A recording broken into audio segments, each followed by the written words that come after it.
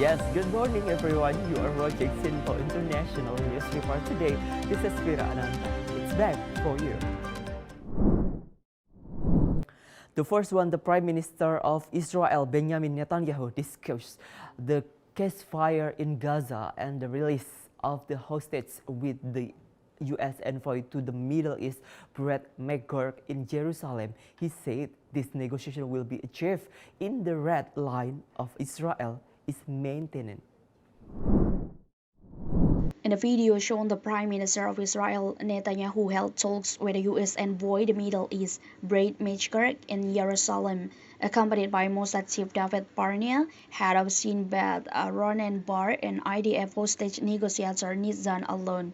The meeting discussed the possibility of ceasefire agreement in Gaza and the release of hostage between Hamas and Israel. During the brief meeting, reports of the Israel government press office said Netanyahu emphasized that reaching a Gaza agreement will only happen if the Israel red line is maintained without further negotiation. This cannot be realized. Mais Rekar, Simple International News Report. Ex-President of the United States, who is currently running for president in the upcoming president election, Donald Trump, campaigning at the rally in Florida, he mocked Biden as his opponent in the presidential election by questioning his ability as the host speaker at the NATO summit. Former President of the United States as well as presidential candidate in the upcoming presidential election in November 2024, Donald Trump, conveying an expression of ridicule of the ability to speak Joe Biden as the leader of the host of country of the NATO summit, which has spoken inaccurately. He considers Biden no longer able to talk well to anyone, and this is very worrying, seeing his presence at NATO summit. Not only that, it shows the negative value of Biden, so it deserves to be ridiculed according to him, but also because currently Biden's son, namely Hunter, replaced running his government, while Hunter has a background case on charge of weapons possession. You know that he's running our government, and Jill is helping. Jill is helping. Where's Hunter? Remember the sign? Where's Hunter? Where's Hunter? He's in the White House. Hunter is in the White House running government right now, they say. And today he's with the people from NATO. And these people are sharp. I know them very well, every one of them. They're very smart. They're at the top of their game. And they're saying, what the hell is with this guy? We can't figure it out. I went and didn't make a nice speech. I said, what the hell are you doing? Nobody's paying. Nobody was paying. But I didn't want to be obnoxious because I felt, it's the first time I'd ever done this. I didn't even know what the hell NATO was too much before, but it didn't take me long to figure it out, like about 2 minutes. And the first thing I figured out was they weren't paying. We were paying. We were paying almost fully for NATO. And I said, that's unfair, but I didn't want to make a big mess. I was president for about 15 minutes. And I didn't want to, go after NATO as my first thing. Mais Rekar, Simple International News Report. White House Press Secretary Marine Jean-Pierre denied the news about President Joe Biden undergoing treatment for Parkinson disease after a reports of neurologists visiting the White House.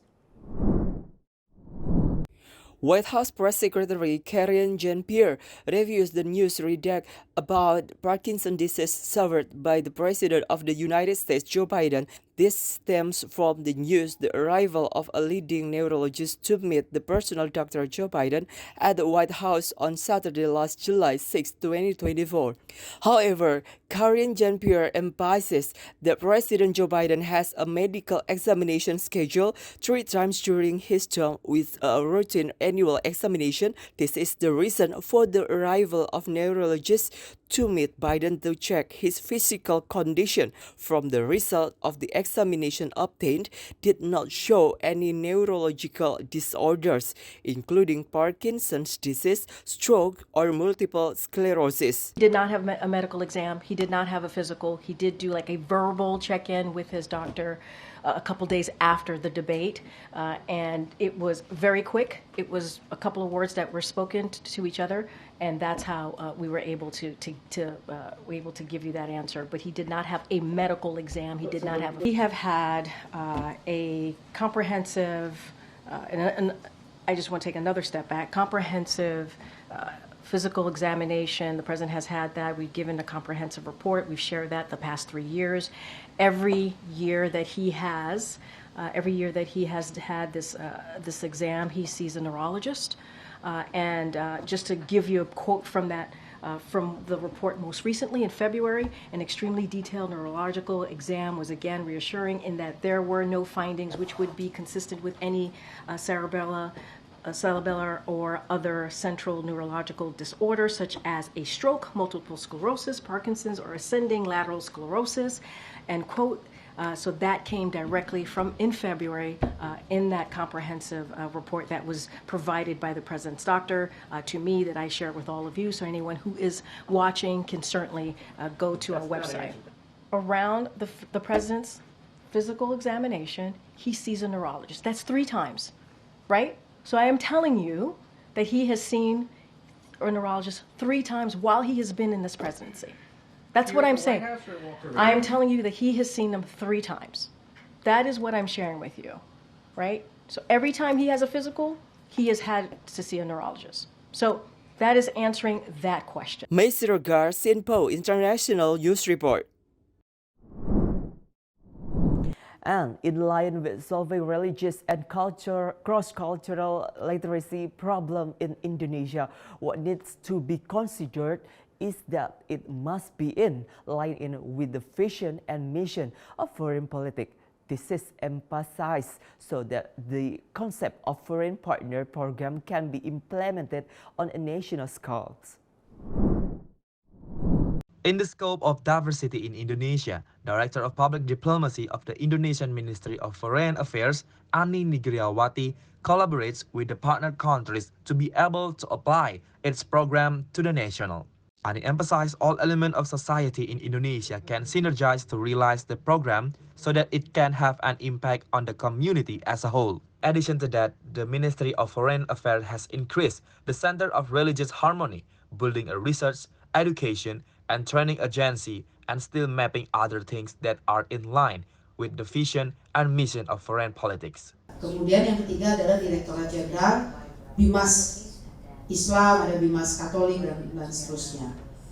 Memang kami di sini mencoba untuk melakukan pemetaan bersama mana kira-kira yang memang bisa searah sejalan dengan apa yang menjadi visi dan misi dari prioritas politik luar negeri kita, Pak. Tujuan kita adalah bagaimana kita bisa menggandeng kolaborasi atau kerjasama dengan negara-negara mitra. Kita coba sinergikan dengan program-program yang memang diarahkan untuk tingkat nasional. Max Oller, Azizul Hakim, Sinpo International News Report. Thank you for watching Sinpo International News Report. This program joined with Sinpo TV Indonesia and Fiery Media. Stay with us. Have a good day.